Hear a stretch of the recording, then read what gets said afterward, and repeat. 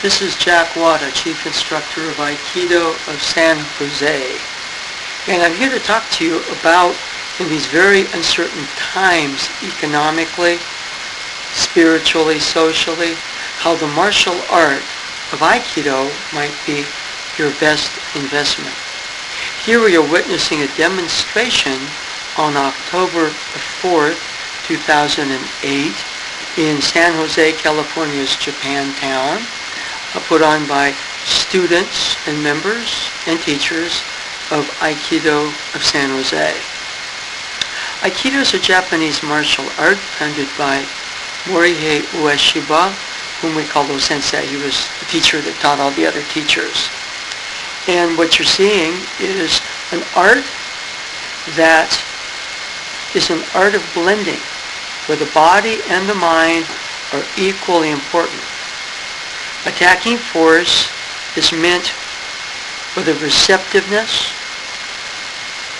That receptiveness blends with the force, and then that force is then redirected back at the attacker. So Aikido involves yin and yang, both body and mind, in coordination. It's something that can be practiced by men and women, old and young, and has lessons that are very, very applicable from ancient times all the way to the problems of today.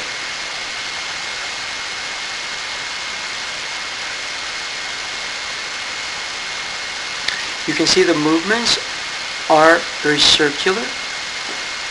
They involve being able to blend with attacking energy, keeping your own center, that is your own body and your mind, in a state of harmony, and that allows you then to redirect the attacking force back upon the attacker. So the ultimate thing in Aikido, the ultimate victory, is not so much beating down an attacker, but harmonizing and unifying with that attacker and leading that force of the attack to a place of balance.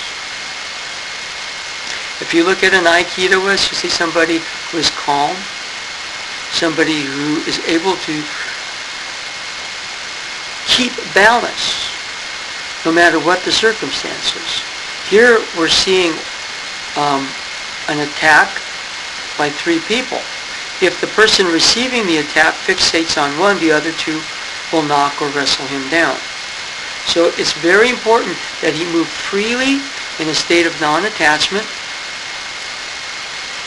and blend with attacking force, if not one, but three people.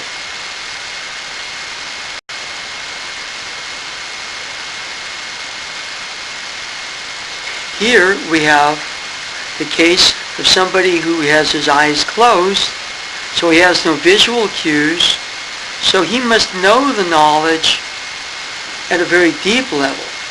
Believe me, he has his eyes closed. And the attacker is felt, not simply seen and recognized and mentally dealt with, but felt through the body in a very deep state and blended with. Imagine if you were ever attacked with your eyes closed or in the dark. You would have to be able to defend yourself even though you could not see the attacker. Here, the art of Suwadi Waza, or kneeling technique, is demonstrated. And you see the principles of entering and turning. Entering is when force is met before it actually fully can come at you and can be freely redirected at itself. The turning movements, such as this, are when that force is almost on you and you turn and dissipate that force and direct it back on itself with a circle.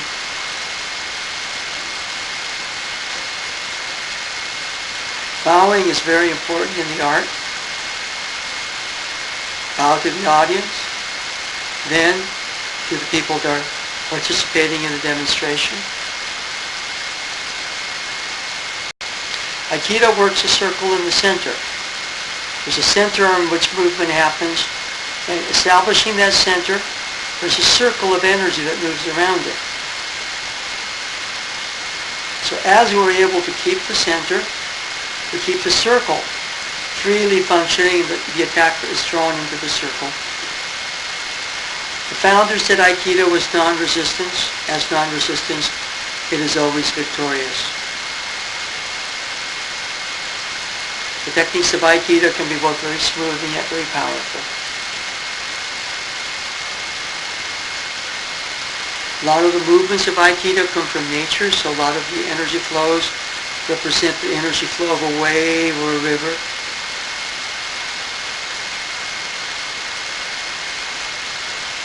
Here the force is not through the arm down, but actually comes from underneath and takes apart the opponent's balance from under.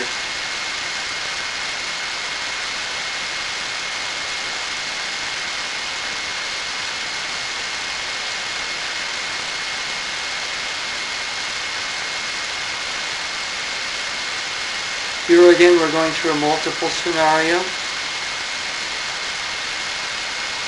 Staying in the body, allowing the body and the mind to function freely is very important. If the process gets too mental, the mind overloads because of the tremendous amount of energy that comes to help us deal with an attack. Here, as the energy is allowed to flow, it becomes either very wave-like or very circular. Again, the center and the circle function freely to redirect the force back upon the attacker.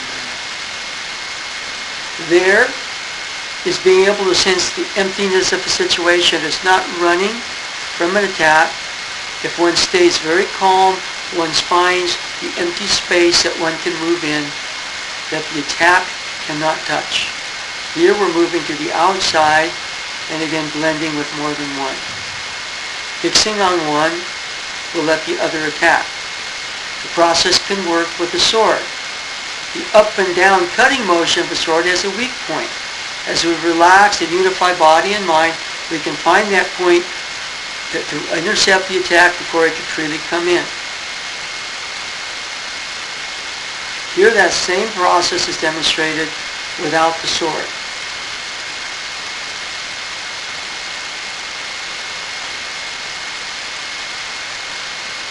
Yin is met with yang, yang is met with yin.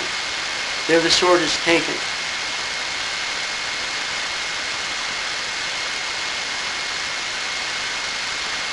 There the attack is met without a sword, and the sword is taken. We're taught receiving energy or an attack to stay calm. Especially with all the uncertainty in today's world, Aikido teaches you to blend with life, to retain your center or balance with yourself, and to work for a better world. One time we find here that the actual safest place for the attack is closest. So as opposed to running or fight or flight, we're finding the calm center of the storm, and from that place,